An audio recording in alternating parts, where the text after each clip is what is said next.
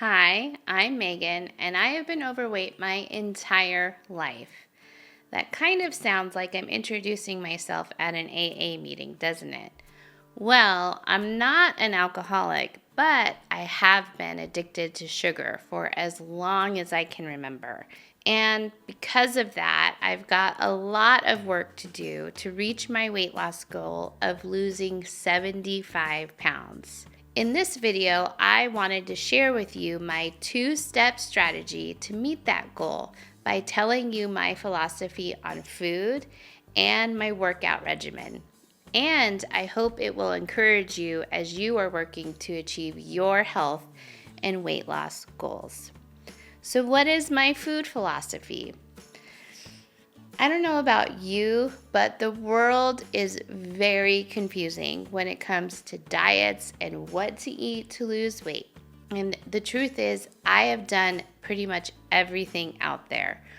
Weight Watchers, calorie restriction, cleanses, low carb, low fat, keto, low glycemic, and the carnivore diet. Despite all these choose your own adventure diets and their promises to a happy ending, I'm still struggling with my weight. I wish that I could tell you that I have found the secret formula that works best for everyone. But there are some things that I have come to believe, and then that is everyone's body is different. There is no perfect plan out there for all 8 billion people on this planet. But there are two guiding principles for a food philosophy that I do think could benefit everyone, no matter where they feel best on this spectrum of dieting. Over the course of my life and trying all of these different things, here are the philosophies that I have landed on that are my guide when it comes to the food that I eat as I'm working towards losing the 75 pounds. Number 1, I don't eat chemicals. I would say that 90% of my diet is something natural that God made and comes from the earth. I do use stevia sweeteners, and most of those seem to be mixed with erythritol. Sometimes I'll allow myself to have a treat that I don't know exactly what's in it, such as when we're at a restaurant or we're eating at somebody else's house. But honestly, when I do allow myself to splurge on these types of things, my body feels it within moments of eating it. I'll usually get a bad taste and like a film in my mouth. And depending on what it was that I ate, I can become extremely bloated. And by the next morning, my fingers are so swollen that it can be difficult for me to put on my wedding set. And here's the difficult thing that's hard to swallow is that I can gain as much as 5 pounds when I step on the scale and I eat something that my body didn't like. Yes, that's from one treat or cheat meal. My goal is to get to the point to cut those things out as I continue on my journey. Because if it's not benefiting me, even if I look at it as like a cheat meal or I need to do this for my metabolism, it's really not helping me. A good rule that I like to follow is that if God didn't make it and I can't say it, I don't eat it. I personally think that we have gotten away from natural foods because of a lot of reasons that will make me sound like a conspiracy theorist. It is absolutely insane the rabbit hole you will go down when you start digging into the food industry and the systems that we have here in our country. It can make you angry, sad, confused, scared, and disgusted with everything.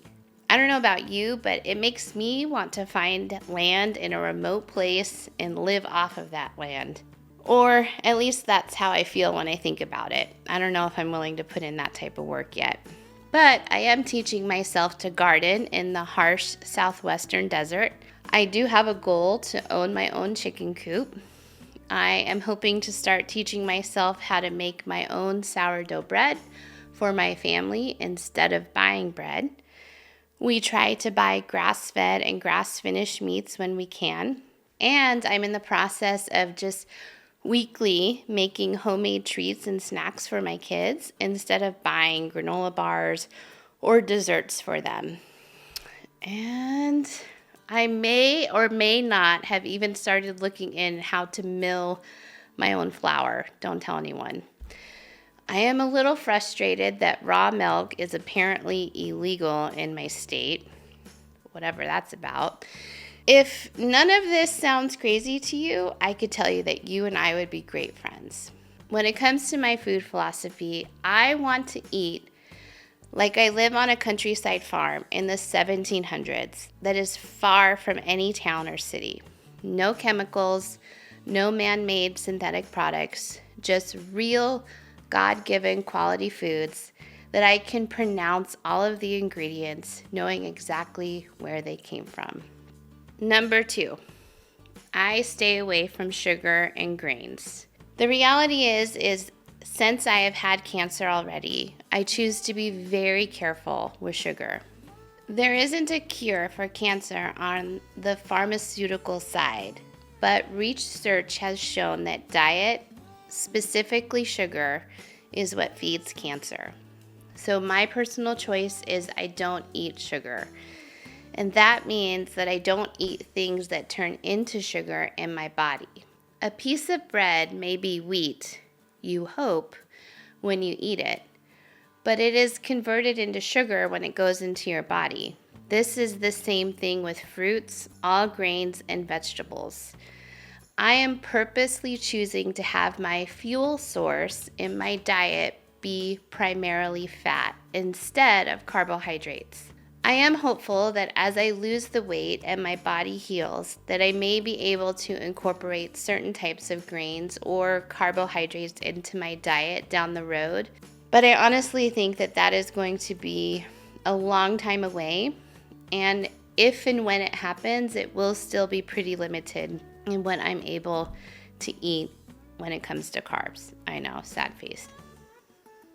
Now, hear me out. This is a full disclaimer. I am not a nutritionist, and I am not here to put down any other food philosophies or diets. If you have found something that works for you, you feel great, your health is spectacular, and you are having no concerns, and your philosophy is different than mine, I am cheering and celebrating with you. I am just sharing with you the food philosophies that I personally believe in and that work for my body and my unique health situation of being overweight my entire life, having thyroid cancer, and being on the border of having other chronic issues such as high blood pressure, high cholesterol, and diabetes. I have struggled with my relationship with food. And these behaviors possibly could be related to some sort of unconscious eating disorder, which I believe has harmed my body exponentially. This is going to take time and consistency in healthy eating for me to heal. So these food philosophies are how I determine what I want to do in regard to experimenting with my diet and how my body responds to different foods. Through this experimenting, I have learned that I feel my best on a meat and veggies kind of diet.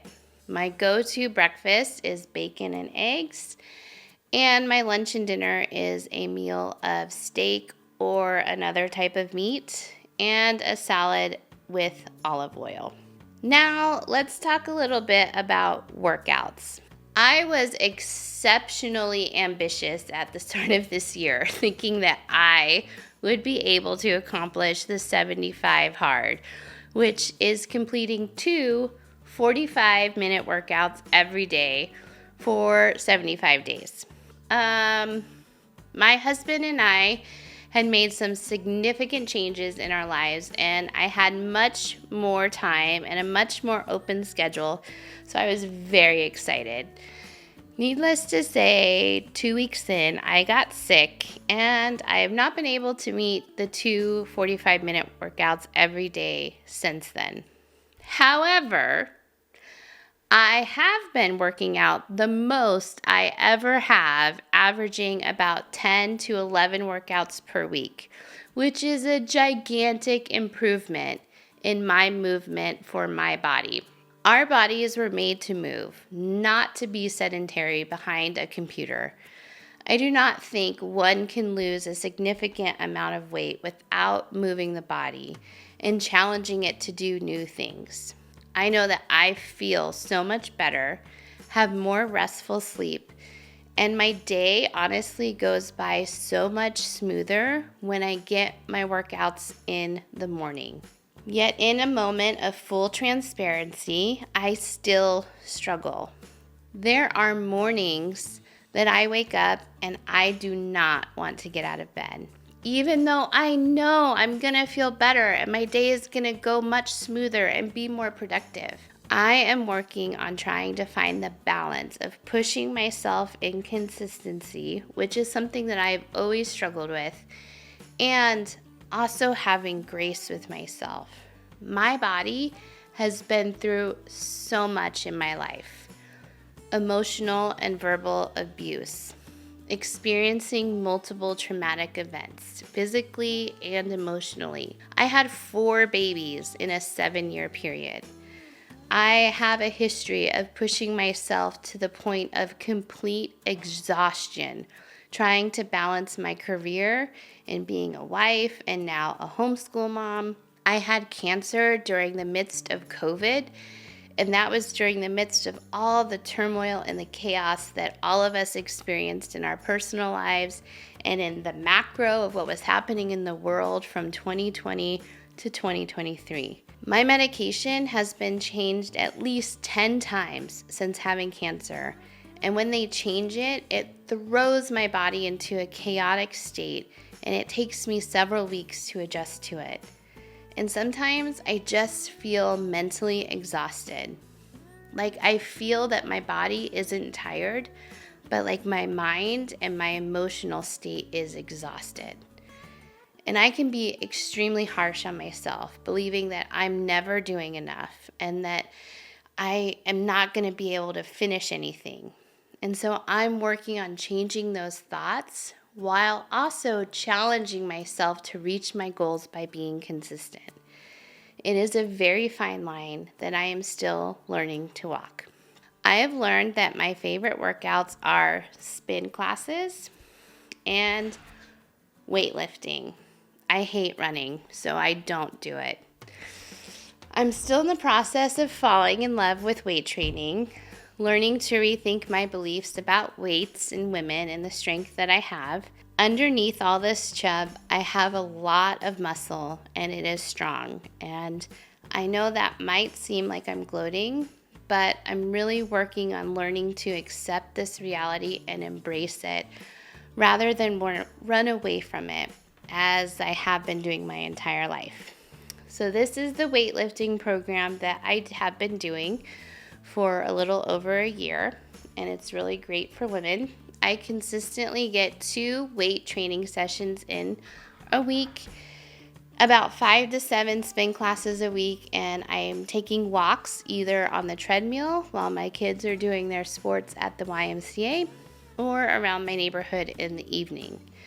The goal is to get 10 workouts in each week, and I'm really proud that I've been consistent with that number since the week after Christmas. I am learning that my body wants to move, and frankly, it needs to move a lot to start moving it towards weight loss. Restricting my food to meat and vegetables and working out 1 to 3 times per day on most days of the week is the only way I've been able to have success in starting to lose the weight. And here's the thing.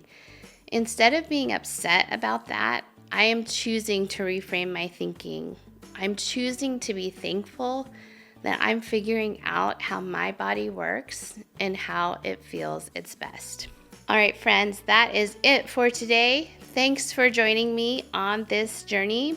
Until next time, remember, you've always been beautiful, and your struggle can become your strength.